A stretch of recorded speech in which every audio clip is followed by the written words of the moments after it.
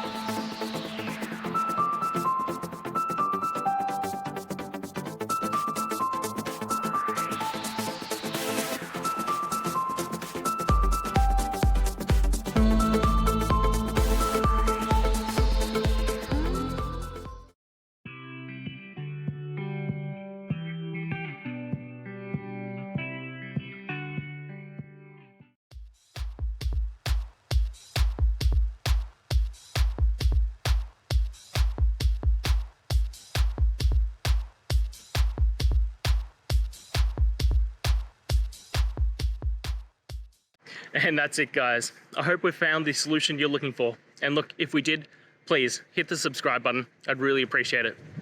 And until the next time you need technical help, I hope you have a good one.